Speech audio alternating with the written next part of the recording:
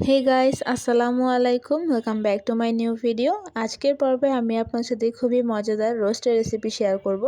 এই রোস্টটা কিভাবে বাবুর্চি স্টাইলে এবং কোনো রকম রোস্টের মশলা ব্যবহার না করেই খুব সহজে তৈরি করবেন সেটা রেসিপিটাই শেয়ার করব। তো কথা না বাড়িয়ে চলুন রেসিপিটি শুরু করা যাক। তো প্রথমে আমি এখানে চিকেনের পিস নিয়ে নিয়েছি। এবার কিছুটা লবণ ছড়িয়ে দিচ্ছি। এবার এই লবণটাকে চিকেনের পিসগুলোর সাথে খুব ভালোভাবে মিশিয়ে নিতে হবে। তো মেশানো হয়ে গেলে এটাকে একটা সাইডে রেখে দিচ্ছি। তো এবার একটা প্যানে তেল নিয়ে নিলাম। তো আমি বেরেস্তা তৈরি করব এখানে, তার জন্য এখানে পেঁয়াজ দিয়ে দিলাম। তো পেঁয়াজটাকে খুব ভালোভাবে একটু ভেজে নিতে হবে। পেঁয়াজটাকে একদম ব্রাউন করে ভেজে নিতে হবে। তো দেখতেই পাচ্ছেন আমার পেঁয়াজটা কিন্তু ব্রাউন হয়ে গেছে। তো এবার আমি এটাকে উঠিয়ে নিচ্ছি।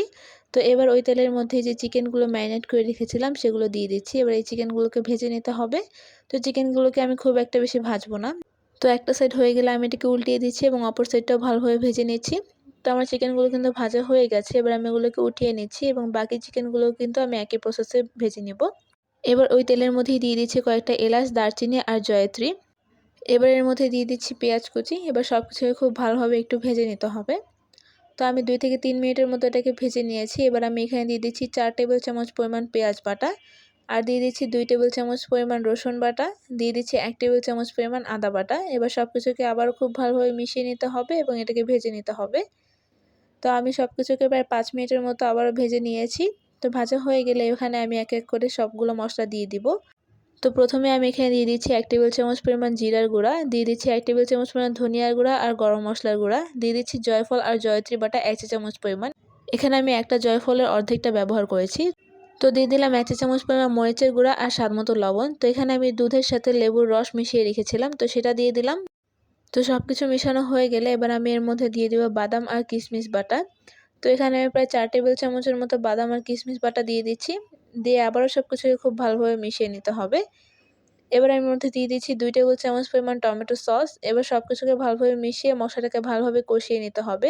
এই রোস্টের মশলাটা যত বেশি কষানো হবে ততই কিন্তু খেতে মজা হবে। তো আমি এখানে অল্প অল্প করে পানি দিয়ে সব কিছুকে ভালোভাবে কষিয়ে নিচ্ছি। তো কষানো হয়ে গেলে আমি চিকেনগুলো দিয়ে দিচ্ছি এবং চিকেনগুলো দিয়ে আলতো হাতে সব কিছুকে উল্টিয়ে পাল্টিয়ে মিশিয়ে নিতে হবে। তো আবারও সব কিছুকে ভালোভাবে কষিয়ে নিতে হবে। তো আমি এখানে কিছুটা পানি দিয়ে সব কিছুকে মিশিয়ে একটু কষিয়ে নিচ্ছি। পানিটা শুকিয়ে গেলে এবার আমি এর মধ্যে দিয়ে দিচ্ছি 1.5 কাপ পরিমাণ তরল দুধ। দুধটা দিয়ে আবারও সব কিছুকে খুব ভালোভাবে মিশিয়ে নিতে হবে।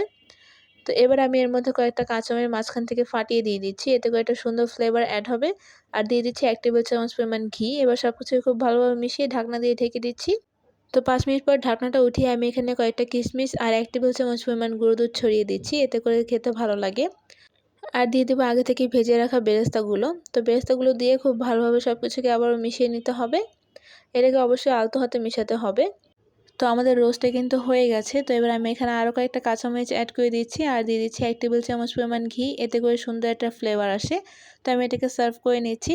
তো আমি একটা বাটিতে প্রথমে গ্রেভি নিয়ে নিলাম। এরপর আমি চিকেনগুলো একে একে দিয়ে দিব। আপনারা হয়তো রোস্টের কালারটা দেখলেই বুঝতে পারছেন যে এটা কতটা পারফেক্ট হয়েছে। তো এবার উপর থেকে কিছুটা বেরেস্তা ছড়িয়ে দিচ্ছি।